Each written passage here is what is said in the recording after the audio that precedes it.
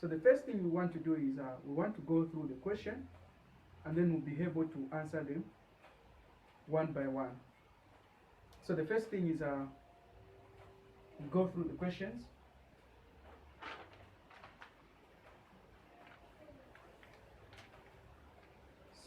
So I hope you are able to see it clearly. If you have a piece of paper, I'd rather you write it somewhere. You pause the video and then you copy the question, the scenario, and then we'll be able to discuss them one by one. So here is the scenario, and on the scenario it states Mrs. Chimwendo comes for ANC. ANC is antenatal care, and she is supposed to come for that ANC for the very first time. We are assuming her last monthly period was on 28th of October 2019. Suppose this Mrs. Mwendo comes to your facility for the very first time for antenatal care, and on examination, on history checking, you find out that she had her last monthly period on the 28th of October 2019. Here is just a scenario. We now want to go through the questions.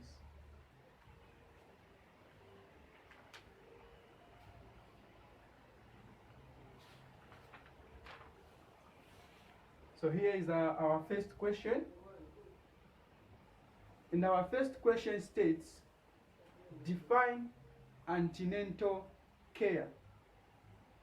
Define antenatal care.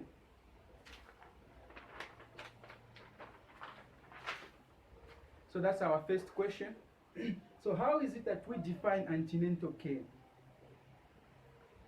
When we are dealing with antenatal care, it is important to know that the word antenatal means before birth. And the word care, it's care.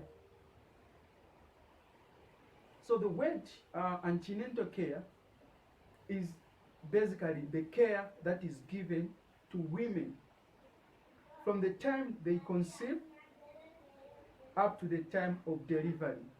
It is the care before the birth of the child. That is what antenatal care is all about. So we can define it as the care which is given to women from the time of conception up to the time of labor. That's what antenatal care is. And the second question, is calculate EDD. Now EDD is the expected date of delivery. By other means, we want to find out when is this woman likely to have the child. That is the EDD. So you can have a look at it once again. So that's the calculate EDD. And now we calculate EDD.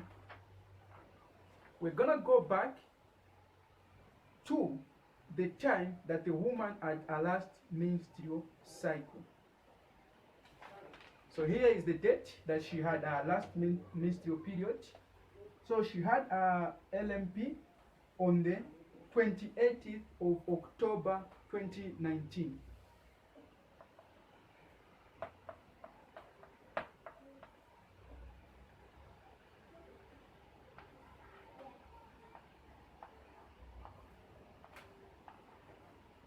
So the woman, Mrs. Chimwendo, had her last menstrual period on the 28th of October, and she comes to our facility. We want to know, to estimate, when is she likely to give birth. So what we do when we are calculating the EDD is we add a 7 days to the actual date.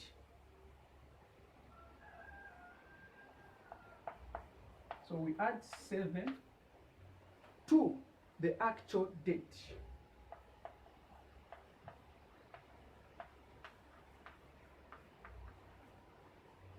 And on the specific month in which she had the last LMP, we add 9 because the pregnancy can last for 9 months.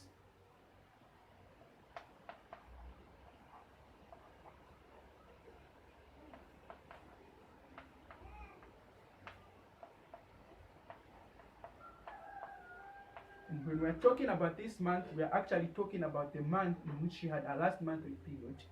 So coming into our question, they say we calculate a expected date of delivery. She had the last monthly period on the 28th of October 2019.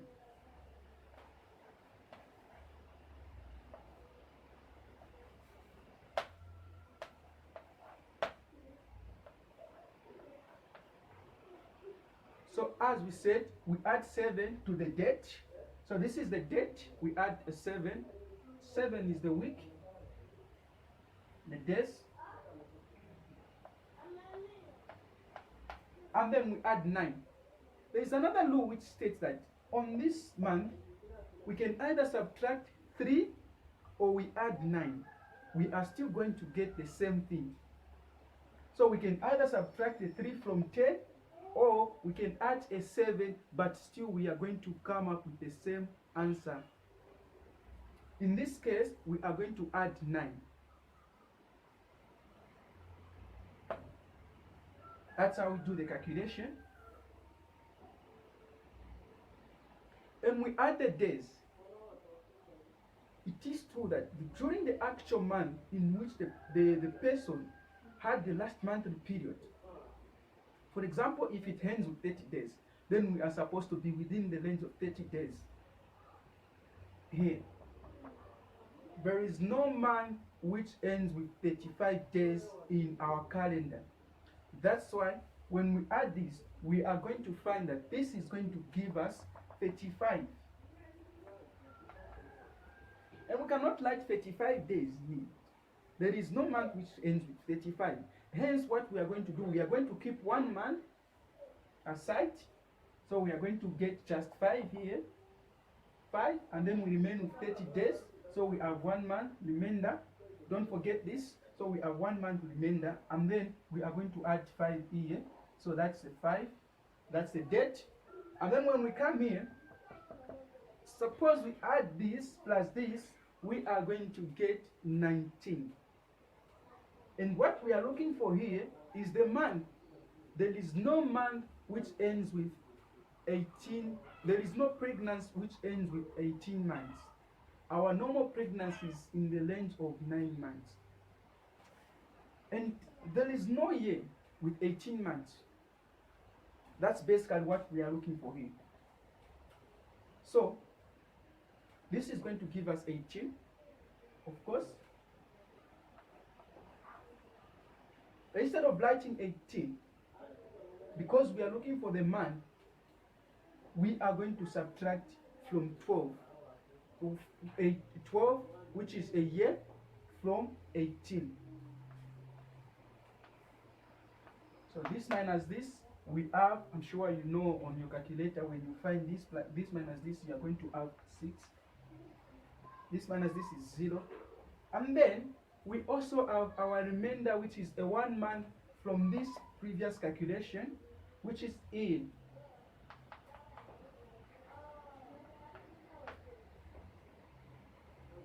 Here again, we have remained with a year, 1 year, because we have subtracted 12 months from 18 months. We have removed a year, and then we have just gotten the months, because the pregnancy is only for months.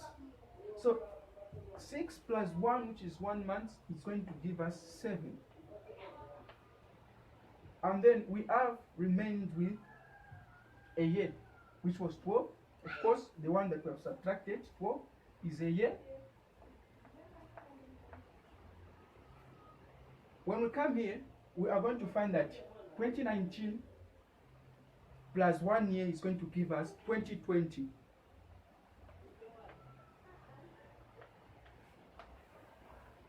So this is basically how we do it. No any other way. No any other way. And then we quickly move on to the second question. And the second question I have, of course, sometimes it's hard to see, I know. So we are going to do this. We are going to remove this so that we tackle our second question. One of the most confusing questions when it comes to calculations on antenatal care. And the question is here. The question is here. And the question states, calculate the gestational age as at 5th April 2020.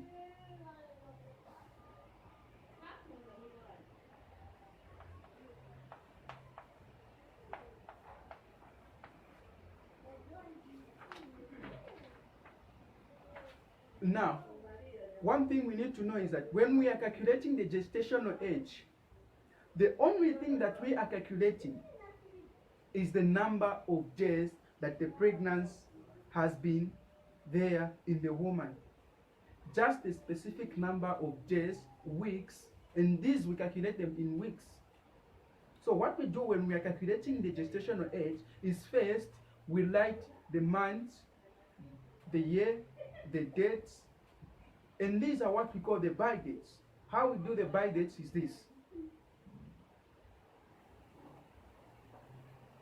I will love this a bit. Of course, I will write it somewhere. She had a normal menstrual cycle on. Okay, I will write it first. So we are going to fill in our by dates first before we go to our question.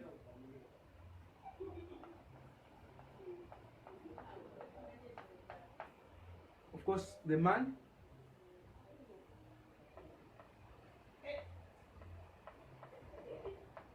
and the days, and the weeks,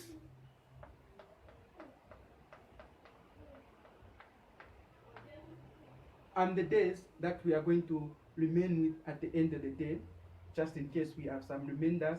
Those days can be added together to form a week, and weeks is what we are looking for.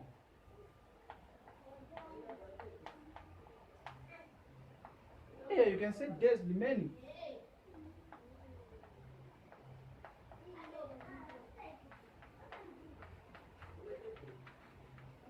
So these are the days remaining at the end of each column. Then you separate them, demarcate, and then the days remaining.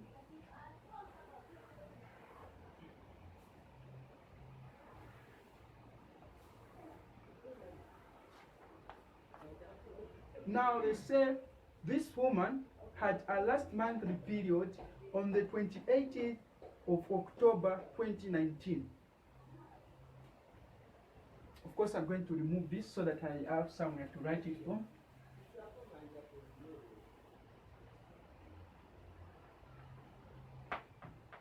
She had a last monthly period on the 28th of October 2019.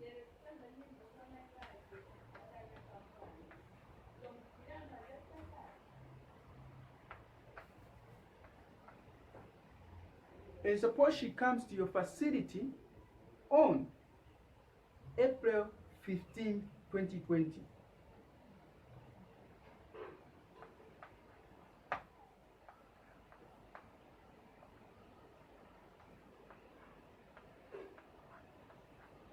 How do we calculate a gestational period? Of course, it's in the days between from October to March to April, the actual date. It's where we are going to find out, we are going to get our gestational age. So we are going to write the months from October up to April.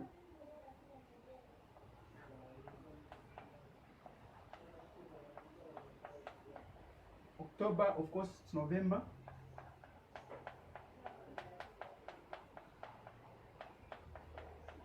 December.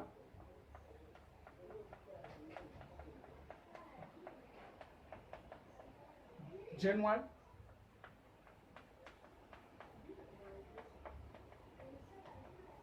February, of course.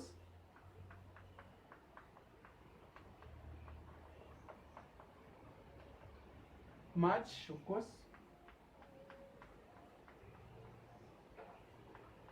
And April.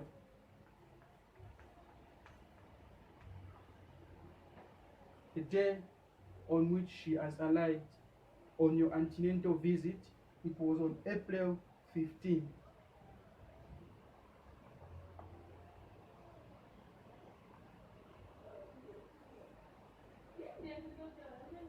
And then she had her last monthly period on 28th of October. So when we calculate this, of course, when from 1 October to 28th October, she was not pregnant, but we are not interested in 1 October up to 28.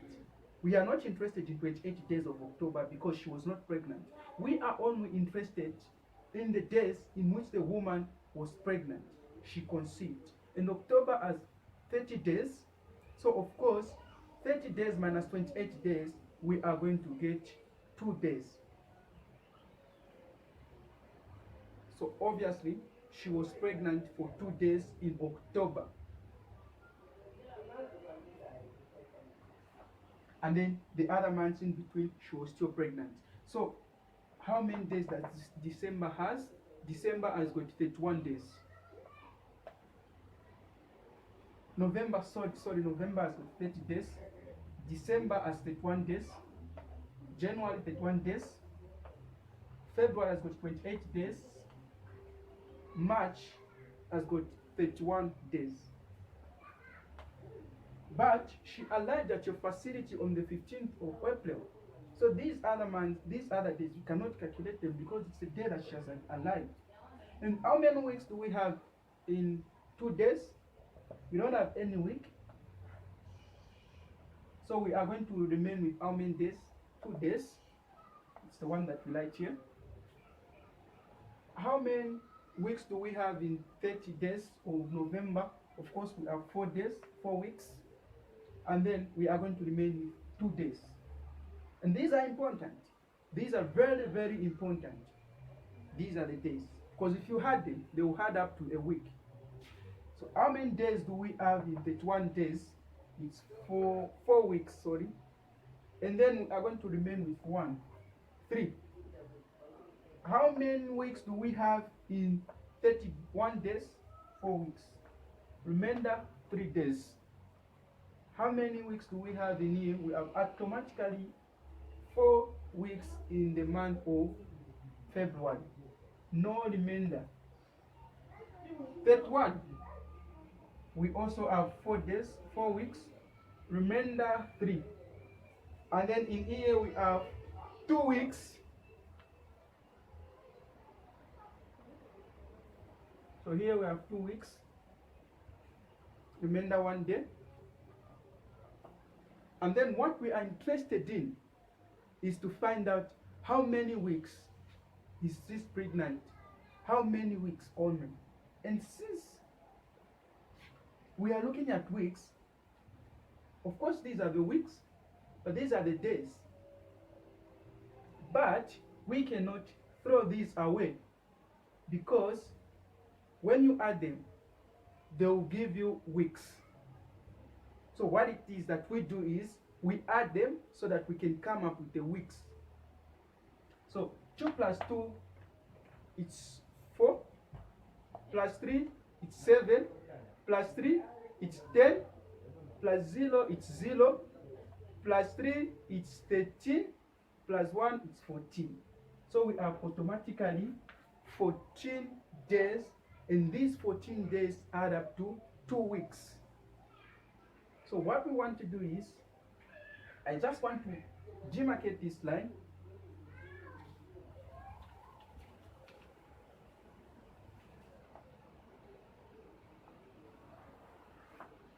So these, when we add them, we have weeks, which is 2 weeks.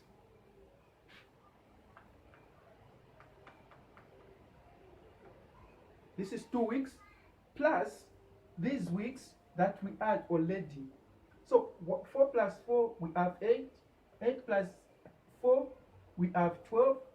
12 plus 4, we have 16. 16 plus 4, we have 20. 20 plus 2, we have 22. So 22 weeks.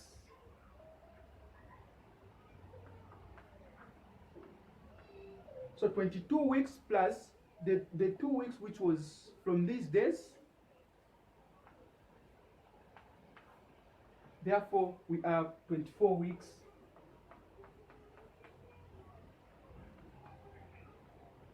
So the woman is 24 weeks. The pregnant was 24 weeks gestational age. So this is how we calculate them. It is